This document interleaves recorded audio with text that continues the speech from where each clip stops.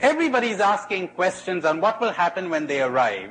Very few are really, is this curiosity, that's the word. Curiosity. It doesn't matter. What's important is that you would have grasped what I'm saying. But we're always asking, how would this fit into that system? Or would this make sense in that context?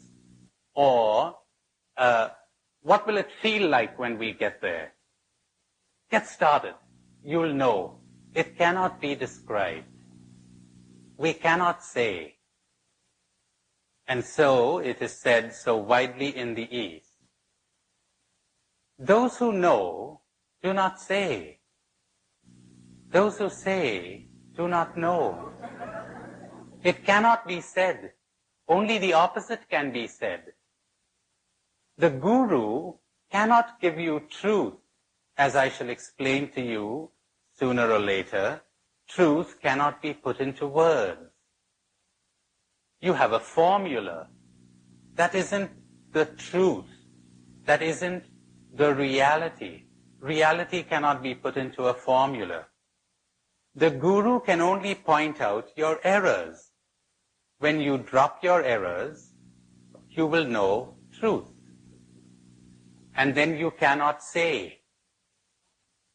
This is common teaching among the great Catholic mystics, the great Thomas Aquinas, who towards the end of his life, I thought he kept that famous silence of his for just a couple of months or something. It went on for years. He wouldn't write, he wouldn't talk. He had seen. And he realized that he had made a fool of himself, and he said so explicitly. It's like if you've never tasted a green mango, which are found in abundance in my country, and you said to me, what does it taste like? And I'd say to you, oh. And in giving you a word, I put you off the track. Try to understand that. Unless you're very wise, which most people are not, they seize upon the word. They seize upon the words of Scripture. And they've got it all wrong. Sour. And you say vinegar sour? Oh, no, not vinegar sour. You say lemon sour? You say, no, not lemon sour. What sour? Mango sour. But I've never tasted one. Too bad. Then you go ahead and write a doctoral thesis on it. You wouldn't have if you had tasted it. You really wouldn't. You would have written a doctoral thesis on other things, but not on this. And the day you taste a green mango, you say, God, I made a fool of myself. I shouldn't have written that thesis. Exactly what Thomas Aquinas did. He read a whole book written by a great German philosopher and theologian precisely on the silence of St. Thomas. He just went silent, that's all. He wouldn't talk. The great foundation of his Summa Theologica, which was the summary of all his theology, in the prologue he says, about God, we cannot say what he is, but rather what he is not. And so we cannot speak about how he is, but rather how he is not. And then he talks in his famous commentary of Boetius, De Trinitate, on the Trinity. And he says there are three ways of knowing God. One, in his creation. Two, in his action through creation. And the highest form of the knowledge of God is to know him tamquam ignotum, to know that one does not know. The highest form, talking about the Trinity, to know that one does not know. Now, this is not an Oriental Zen master. This is a canonized saint of the Roman Catholic Church, the prince of theologians for centuries, who's talking. To know him as unknown. And in another place he says, as unknowable.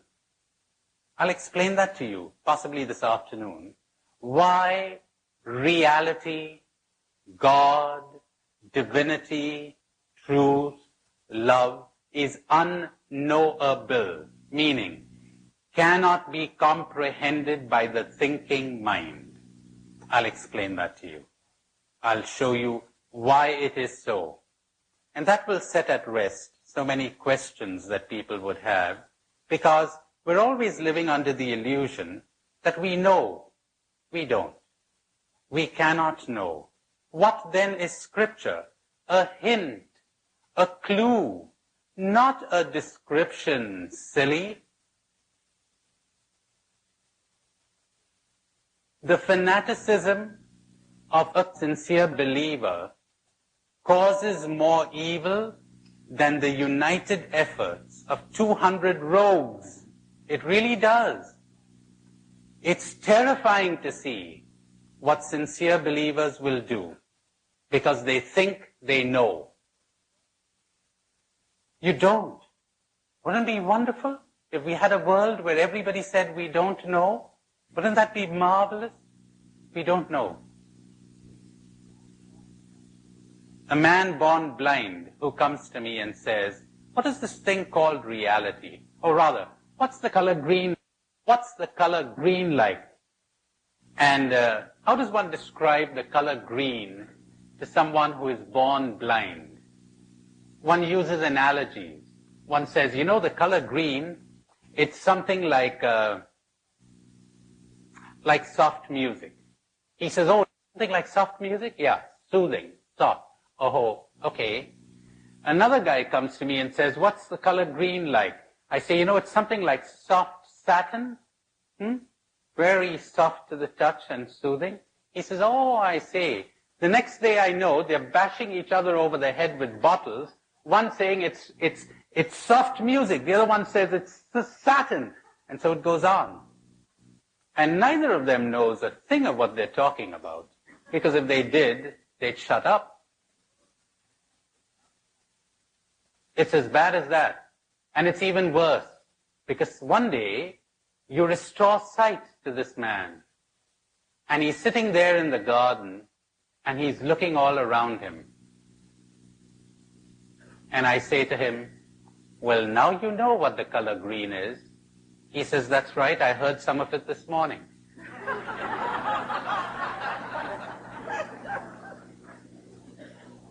You know you're surrounded by God and you don't see Him because you know about Him. That's why. The final barrier to the vision of God, is your God concept. You miss it because you think you know. That's the terrible thing about religion.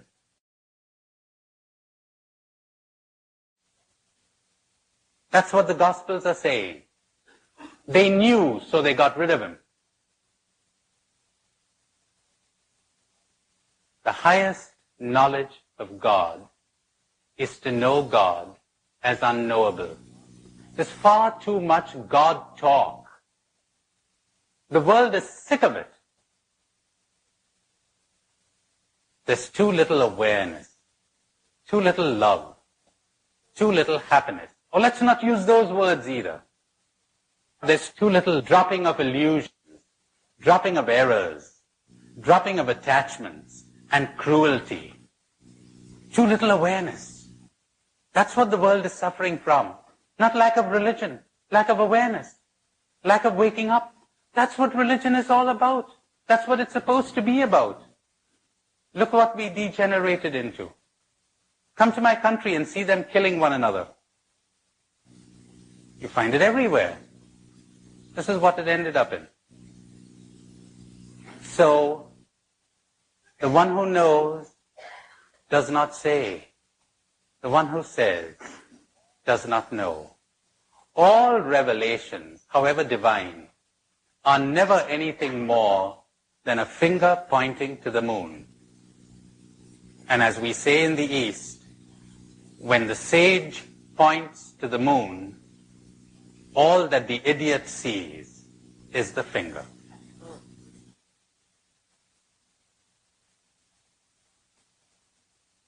Jean Guiton very pious, Orthodox, Catholic writer in France adds a terrifying comment.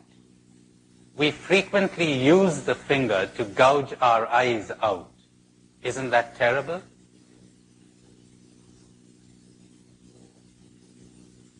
So, awareness, awareness, awareness. In awareness is healing. In awareness is truth. In awareness is salvation. In awareness is spirituality. In awareness is growth. In awareness is love.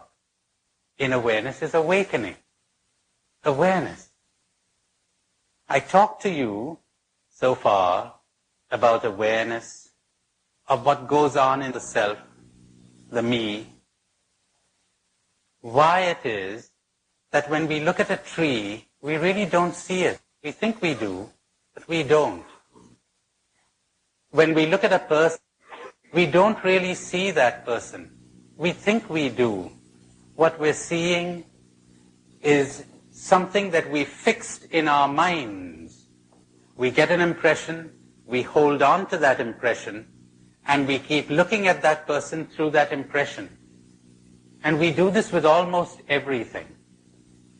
If you understand that, then you will understand the loveliness and beauty of being aware also of everything around you. Because reality is there. God, whatever that is there. It's all there. The little fish in the ocean. Excuse me, he says, I'm looking for the ocean. Could you tell me where I could find it? Pathetic, isn't it? So, if we would open our eyes and see and realize, then we would understand.